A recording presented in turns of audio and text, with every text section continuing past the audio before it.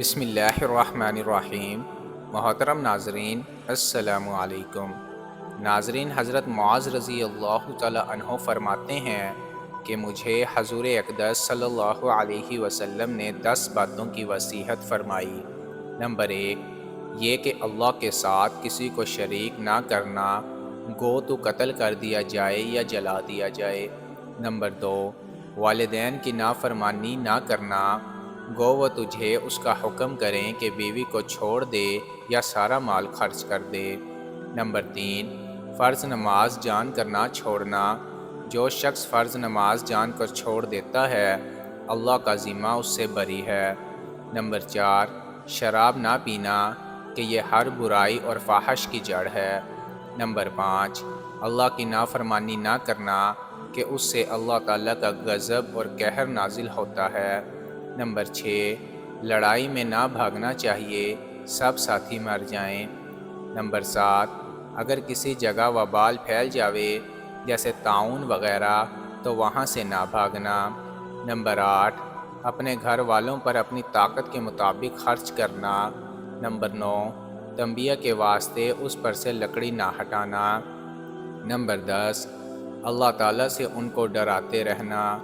ناظرین، لکڑی نہ ہٹانے کا مطلب یہ ہے کہ وہ اس سے بے فکر نہ ہوں کہ باپ تنبیہ نہیں کرتا اور مارتا نہیں، جو چاہے کرتے رہو، بلکہ ان کو حدود اور شریعہ کے تحت کبھی کبھی مارتے رہنا چاہیے کہ بغیر مار کے اکثر تنبیہ نہیں ہوتی۔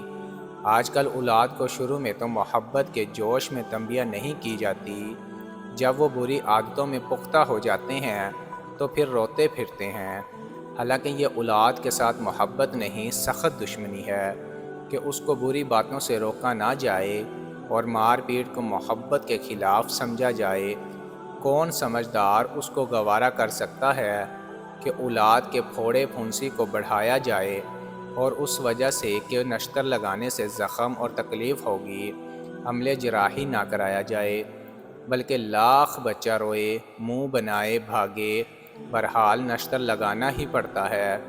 بہت سی حدیثوں میں حضور صلی اللہ علیہ وسلم کا ارشاد نقل کیا گیا ہے کہ بچہ کو 7 برس کی عمر میں نماز کا حکم کرو اور 10 برس کی عمر میں نماز نہ پڑھنے پر مارو۔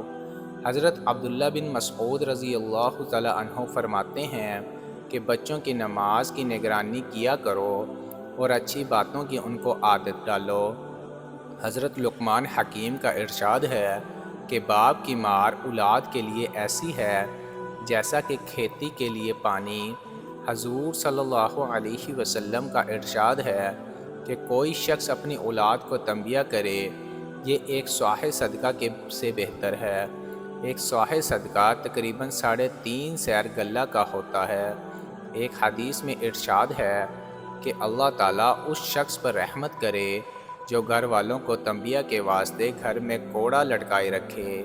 ایک حدیث میں ارشاد ہے کہ کوئی باپ اپنی اولاد کو اس سے افضل عطیہ نہیں دے سکتا کہ اس کو اچھا طریقہ سے تعلیم کرے۔